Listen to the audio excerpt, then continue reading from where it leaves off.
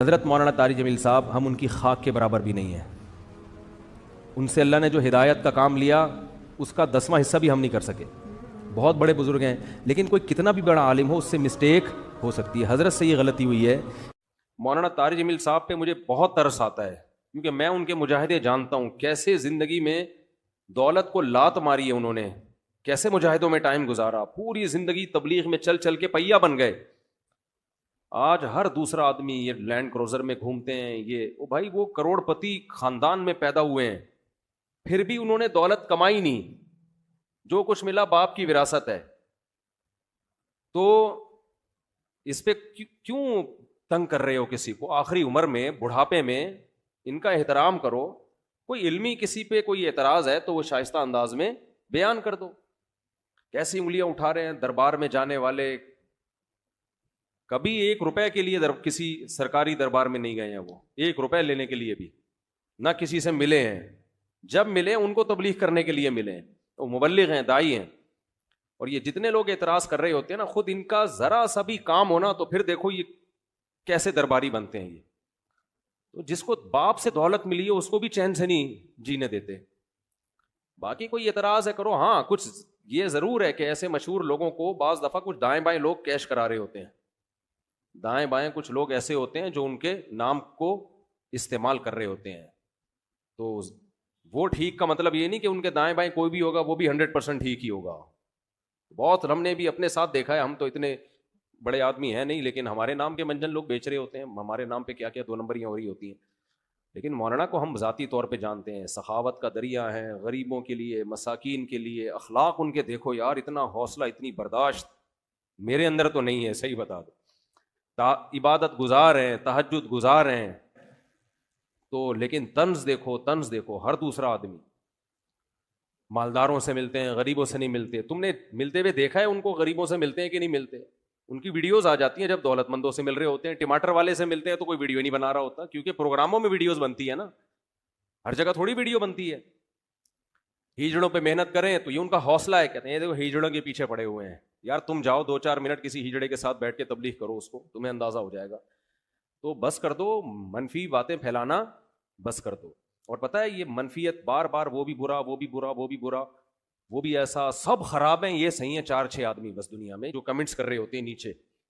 منفی سوچتے رہنے سے نا انسان ڈپریشن کا ڈبہ بنتا ہے اور تھوڑے دنوں میں اپنی موت خود ہی مر جاتا ہے. مثبت سوچنا سیکھو، پازیٹیو سوچنا سیکھو. سمجھتے ہو؟ وہ انٹرویو لیا نا ان سے پوڈ کاسٹ میں کہ آپ تو سادگی کی تعلیم دیتے ہیں اور خود آپ گاڑیوں میں گھومتے ہیں. تو سلیمان علیہ السلام سادگی کی تعلیم دیتے تھے کہ نہیں دیتے تھے؟ جن کا ہم واقعہ سن رہے ہیں. اور ایسا عرش رکھا ہوا تھا، آگے آ رہا ہے، ایسا تخت، لگژری تخت تھا کہ آپ کی سوچ جہاں ختم ہوتی ہے وہاں سے سلیمان علیہ السلام کا تخت شروع ہوتا ہے. تو دولت رکھنا سادگی کے خلاف نہیں ہے. سمجھتے ہو کہ نہیں سمجھتے؟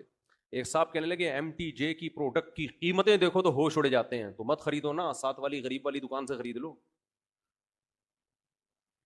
بہت زیادہ قیمت پہ بیچ رہے ہیں تو مت خریدو بھائی. اور وہ کون سا دکان پہ بیٹھ کے بیچ رہے ہیں؟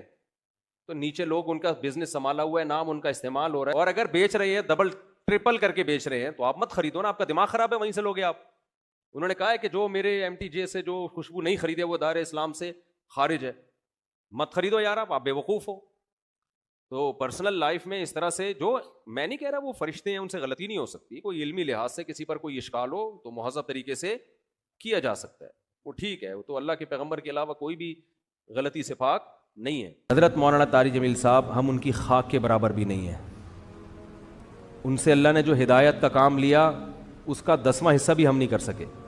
بہت بڑے بزرگ ہیں لیکن کوئی کتنا بھی بڑا عالم ہو اس سے مسٹیک ہو سکتی ہے. حضرت سے یہ غلطی ہوئی ہے کہ انہوں نے ایک بھری محفل میں یہ بتایا کہ گاؤں میں ایک عورت کے 10 بچے تھے تو میں نے اس عورت کو مشورہ دیا کہ آپریشن کر لو. چونکہ یہ ایک نجی مجلس میں بات ہوتی تو پھر تو میری کیا اوقات ان کے سامنے کہ میں ان کو غلطی پر تنبیہ کروں، میری تو کوئی اوقات نہیں ہے. لیکن چونکہ ایک بھری محفل میں بات ہوئی ہے اور ان کی ایک بڑی ویلیو ہے، اہمیت ہے، بہت سے لوگ ان کے اس تبصرے سے، بہت سی عورتیں وہ مس گائیڈ ہو سکتی ہیں اور وہ آپریشن کرا سکتی ہیں کہ بچہ آئندہ نہ ہو. تو حضرت سے یہ خطا ہوئی ہے اور ہر آدمی سے ہو سکتی ہے خطا. ہمیں بات وہ لینی ہے جو اللہ اس کے رسول کی ہے. بات آئیے سمجھ میں؟ 10 بچے بھی ہو جائیں 20 بھی ہو جائیں، عورت آپریشن، حضرت نے جو یہ ان کو مشورہ دیا نا، اس گاؤں کی عورت کو یہ غلط مشورہ دیا. غلطی ہوتی ہے، مجھ سے بھی ہوتی ہے، میں بڑی بڑی مسٹیک کرتا ہوں، اور ہم سے تو زیادہ ہوتی ہے، ان سے کم ہوتی ہے، لیکن یہ بہت بڑی مسٹیک ہوئی ہے حضرت سے، جو کہ ہر ایک سے ہو سکتی ہے، لیکن یہ غلط ہے، حرام ہے. 10 کیا 15 بچے بھی ہو جائیں، آپ حمل روکنے کے لیے آپریشن نہیں کر سکتے، نہ مرد نسبندی کر سکتا ہے. اس کی دلیل کیا ہے؟ دلیل اس کی یہ ہے کہ اللہ نے انسان کو اس کے جسم میں کانٹ چھانٹ کی اجازت نہیں دی ہے. خودکشی کیوں حرام ہے؟ آپ اپنے آپ کو مار نہیں سکتے. آنکھ پھوڑنا جائز ہے اپنی، کیونکہ آنکھ میں دیکھنے کی طاقت ہے. آپ کو یہ اجازت نہیں ہے کہ آپ اپنی آنکھ سے دیکھنے کی طاقت ختم کر دیں. کانوں میں اللہ نے سننے کی طاقت رکھی، آپ کان کی خودکشی نہیں کرا سکتے، یعنی جیسے اپنے آپ کو نہیں مار سکتے تو کسی عضو کو بھی نہیں مار سکتے آپ.